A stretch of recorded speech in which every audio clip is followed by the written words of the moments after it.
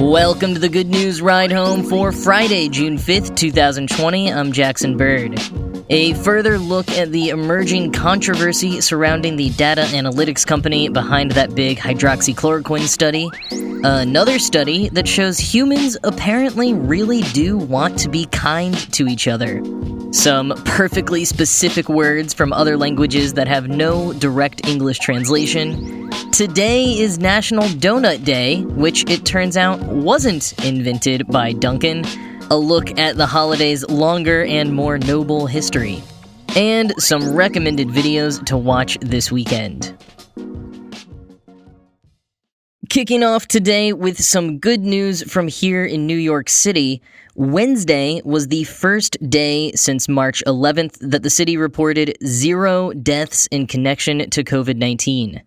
That said, that is referring to confirmed deaths. The city did report 3 probable deaths, and the New York Times tracker sets the probable coronavirus-related deaths in New York City as high as 38 for Wednesday, which comes from their reviews of the nation and world's underreporting. So, not quite time to celebrate, but still reassuring progress for now. And an update on the emerging scandal surrounding Surgisphere, the data analytics company behind a number of COVID-19 studies, including the one that found the use of hydroxychloroquine as a treatment for COVID-19 was largely ineffective and even dangerous to patients. I told you on Wednesday that The Lancet and the New England Journal of Medicine had released expressions of concern regarding the studies. Well, yesterday, they both retracted the studies at the request of the authors, who say they were not directly involved with the data collection and, quote, can no longer vouch for the veracity of the primary data sources, end quote. The hydroxychloroquine study in particular was notable for its breadth, purportedly analyzing patient data from 671 hospitals across 6 continents. But that breadth is also what raised eyebrows. After a group of scientists spoke up, The Lancet requested an independent audit, but Surgisphere has not been cooperating, according to The Lancet's statement on Thursday. The Verge notes that this is indicative of the consequences we may continue to see from studies currently being conducted at breakneck speed, sometimes sacrificing accuracy along the way. Quote, it seems to some scientists like the Surgisphere data was made up, not just incorrect, so it's particularly worrying that it slipped through the cracks. It had real-world consequences. After it was published, the World Health Organization paused its study on hydroxychloroquine. It has since restarted, end quote. While Surgisphere's data is behind a number of COVID-19 related studies, the hydroxychloroquine one is getting the most notice since its use as a treatment has been so hotly contested. But earlier this week, an entirely unrelated, controlled clinical trial reported that hydroxychloroquine did not prevent COVID-19 infection. The study from researchers at the University of Minnesota and Canada followed 821 participants who had had high or moderate exposure to the virus but were not showing symptoms. Quoting the New York Times, there was no meaningful difference between the placebo group and those who took the drug. Among those taking hydroxychloroquine, 49 of 414, or 11.8%, became ill. In the placebo group, 58, or 407, or 14.3% became ill. Analyzed statistically, the difference between those rates was not significant. The drug also did not make the illness any less severe. Side effects like nausea from hydroxychloroquine were more common than from placebos, 40.1% compared with 16.8%, but there were no problems with heart rhythm or any other serious adverse effects, end quote. A new study shows that us humans really do want to be kind and generous to one another, even when we have competing interests. The study from Ohio State University and the University of South Carolina and published in Science Advances aimed to study the various motivations behind people's kindness to others. Sociological theory categorizes these motivations into 4 types. Reciprocity, where someone does something for you, so you return the favor. Third party, where you view someone do something for someone else, so you want to reward the person who did the good deed. A group kind of motivation, where you're part of a group with an expectation that good deeds in the network will be rewarded. And finally, a pay-it-forward type of motivation where if you receive kindness from a stranger or even just see some good deed done, you'll do something kind for someone else. For this study, 709 volunteers were recruited who were, quote, paid an endowment of 10 points for every decision they made in various scenarios designed to contain combinations of motivators to share income. Just to keep them on their toes, one random scenario rewarded volunteers with bonus points at the end. Those points weren't mere tokens either, they had a real-world value of a few cents each, potentially adding up to a few dollars over the course of the experiment. Nothing life-changing, but the pay was just enough to force volunteers to question the extent of their charity. A comparison of the scenarios revealed volunteers were largely willing to hand over cash to strangers no matter which combinations of motivation were present, suggesting the different incentives for altruism aren't competitive, end quote. The results surprised the researchers who thought people would be looking after themselves first and rank their motivations accordingly. But, quote, if you do something nice for me, I may weigh that more than if I see you do something nice for someone else, says David Melamed, one of the researchers. But we found that all the motivators still show up as predictors of how much a person is willing to give to someone, regardless of how the differing motivators are combined, end quote.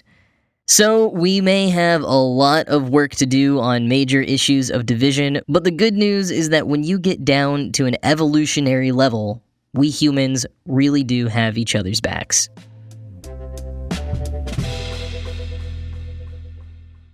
Sometimes the English language can be really limiting. If you find yourself wishing you had a word for a very specific experience, maybe these words from other languages that have no direct English translation will help you out. First, you know in the before times when you'd have a meal with friends and end up spending a long time afterwards sitting around the table just chatting and relaxing, maybe having a few more drinks? In Spain, they have a word for that. It's called sobremesa. Quoting The Guardian, the sobremesa is a digestive period that allows for the slow settling of food, gossip, ideas, and conversations. It's also a sybaritic time, a recognition that there's more to life than working long hours, and that few pleasures are greater than sharing a table and then chatting nonsense for a hefty portion of what remains of the day, end quote. The next word is from Germany, Feierabend. It refers to the hours in between the end of the workday and going to bed. And while it was originally specific to the evening before a public holiday, it's now become more commonly used for any end of the workday. And it's strict, too. The whole point is you work very hard during the day so you can clock out at 5 and be done with any disturbances or obligations. And my favorite part about it is, quote, it isn't time for going to the cinema or the gym, but a time for doing nothing. In 1880, the cultural historian Wilhelm Heinrich Riel described the concept as an atmosphere of carefree well-being, of deep inner reconciliation, of the pure and clear quiet of the evening, end quote. Without distractions like the cinema or gyms or bars right now, Feierabend is maybe something we can all lean into a bit. And another word perhaps a little applicable to the times is the Japanese word shogunai, which basically means it can't be helped. It's applied for many things from a traffic jam to the more tragic like earthquakes and other natural disasters. Quoting The Guardian, with its roots in the Zen Buddhist belief that suffering is a natural part of life, it could perhaps be described as Japan's version of the Serenity Prayer, a personal and communal recognition that, on occasion, passive acceptance of an unfortunate truth is far easier than trying to deny it, end quote. Within Japan, it has some critics who say that the frequent use of the phrase shogunai allows people to be too passive, in a similar way that French's c'est la vie can occasionally be employed. But I do think that the core intention, the acceptance of suffering in life and that balance, is a good one.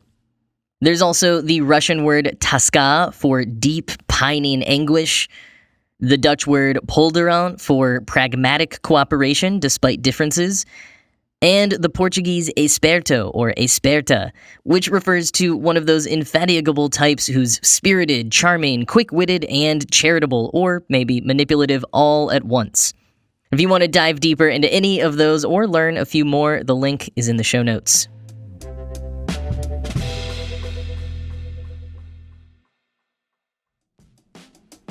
Now, more than ever, it is important to stay active and keep moving. It's essential for your physical and mental health.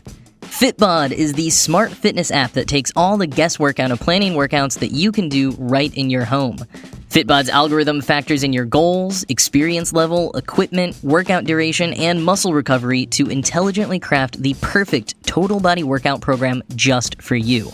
With each workout, the app learns your abilities and plans workouts designed to maximize your results. And by cycling new exercises into the mix, you won't get bored doing the same thing day in and day out. Fitbod keeps your workouts fun and fresh.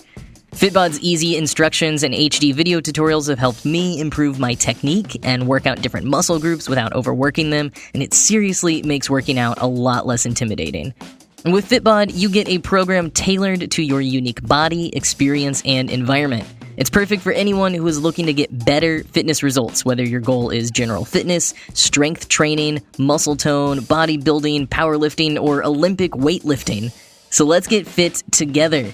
Listeners of this podcast can try 1 month of workouts absolutely free. Get a personalized fitness plan that helps you work out smarter at fitbod.me/goodnews. Try Fitbod for free for 1 month when you sign up today at fitbod.me/goodnews. That's 1 free month when you sign up at fitbod.me/goodnews. With all of these holidays that brands use to bombard us on social media, you'd be forgiven for thinking that today's National Donut Day was, invented by Dunkin' Donuts just a few years ago or something. But in fact, National Donut Day was started all the way back in 1938 by the Salvation Army to help raise awareness of their charitable efforts. Okay, so maybe there was some marketing element to it, but mostly they just wanted to celebrate the concepts of volunteerism, service, and building community, not necessarily selling donuts. To understand why the Salvation Army thought that National Donut Day would be the best way to celebrate the ideals of volunteerism, you have to go back to World War I and the multitude of charitable efforts being employed across the U.S. in support of the war effort.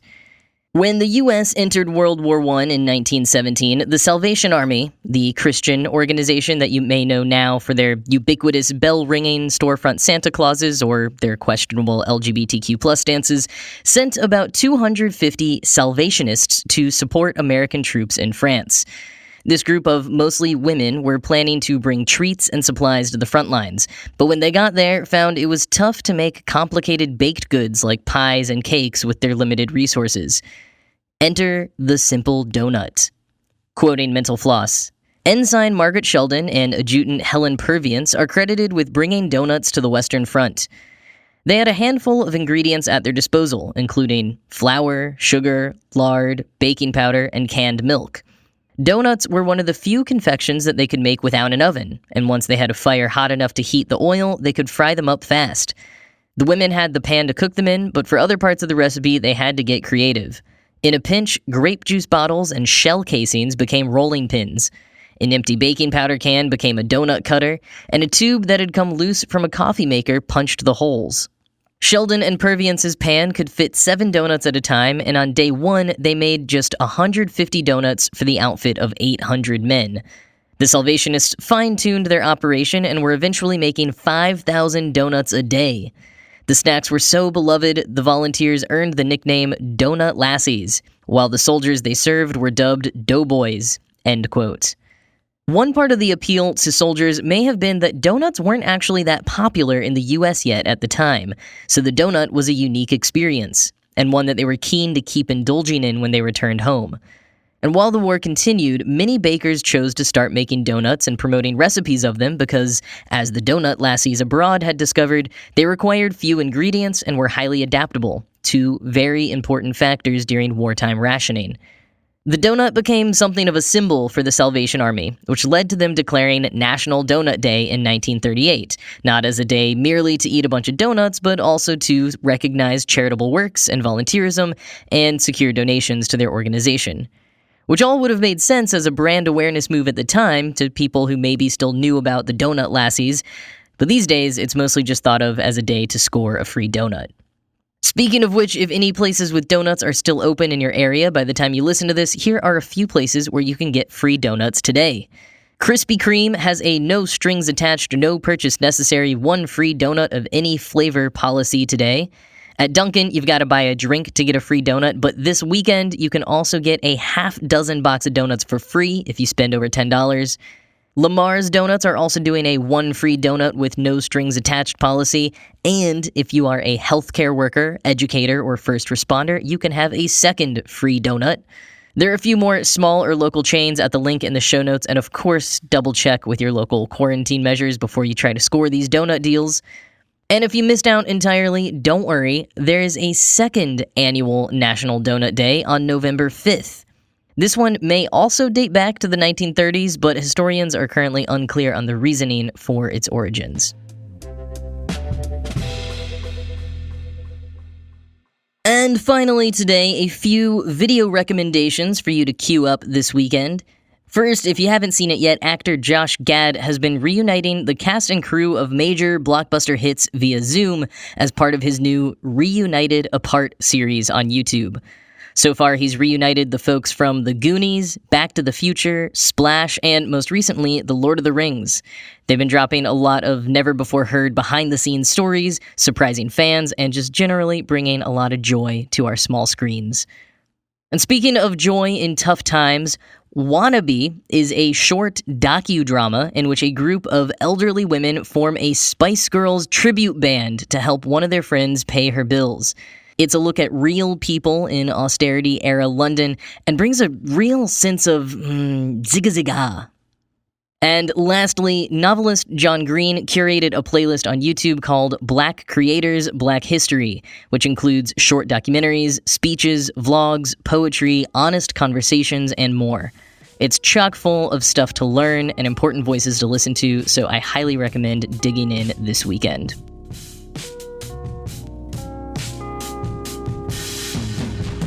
That is all for today. As always, this show was produced by Ride Home Media, the daily podcast people. I'm Jackson Bird. I hope you all have a good weekend, and I'll talk to you on Monday.